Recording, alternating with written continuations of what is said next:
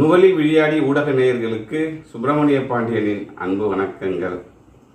வேரும் திரிப்பும் பகுதியில் 30வது பகுதியில் நான் உங்களை சந்திப்பதில் பெரும் மகிழ்ச்சி அடைகிறேன். நம்ம இன்னைக்கு என்ன பழமொழி பார்க்க போகிறோம், அந்த பழமொழியில் பொருள் மாறி இருக்கா சொல் மாறி இருக்கான்னு பார்க்கலாம்.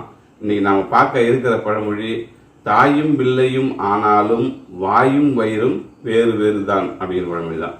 இந்த பழமொழி இன்னைக்கு எப்படி தெரிஞ்சிருக்கு அப்படின்னு கேட்டிங்கன்னா, ஒரு குடும்பத்தில் பிள்ளைங்க பையன் இருக்கான்னு வச்சுங்களேன், அவன் கோச்சிக்கிட்டு தனி கொடுத்தணுமே போயிட்டான் அப்படின்னாக்கா, எங்கேயாவது ஒரு சந்தர்ப்பத்தில் ஒரு ஃபங்க்ஷனில் அம்மாவும் பிள்ளையும் அந்த ஃபங்க்ஷன் வர மாதிரி இருக்கும். அப்போ என்ன பண்ணுவாங்க, அந்த பையன் அவனை பண்ணுவாங்க, சண்டையில் கோச்சிட்டு இருக்காங்களே அவமானு சாப்பிட்டு அம்மானு நெஞ்சு போயிட்டு இருப்பான். அப்போ யாராவது அவங்க அம்மாட்ட சொல்லுவாங்க, தாயும் பிள்ளையும் ஆனாலும் வாயும் வயிறும் வேறு வேறு தான் அந்த பையன் காமிச்சு போகிறான் பாருங்க அப்படின்னா அவங்க அம்மாட்ட எடுத்து கொடுப்பாங்க.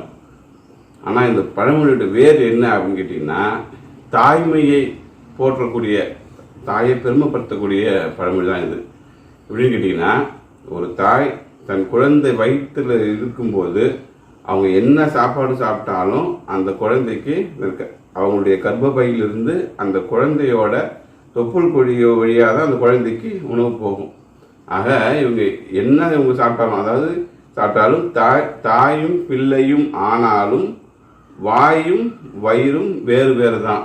இவங்க என்ன சாப்பிட்டாலும் அந்த தொப்புள் வழியாக தான் அந்த குழந்தைக்கு போகும் அப்படிங்கிறதுக்காக சொல்லப்பட்ட பழமொழி தான் இது. ஆக இந்த பழமொழியில் சொல் எதுவும் மாறல, பொருள் மட்டும் மாறியிருக்கு. சொன்ன விதம் சொன்னது அவங்க, அதாவது பெற்றவங்களோட தாய் தகப்பனை பெருமைப்படுத்தக்கூடிய பழமொழி இது. என்ன நண்பர்களே, உங்களுக்கு இந்த பழமொழி பிடிச்சிருக்குங்களா? பிடிச்சிருந்தா உங்களுடைய கருத்துக்களை இந்த கமெண்ட் பாக்ஸில் சொல்லுங்கள். நண்பர்களுக்கு யாருக்காக ஷேர் பண்ணுங்கள். நன்றி. இதே போல் அடுத்த வாரம் நான் உங்களை சந்திக்கிறேன். அதுவரை உங்களிடமிருந்து விடைபெறுவது உங்கள் சுப்பிரமணிய பாண்டியன். நன்றி, வணக்கம்.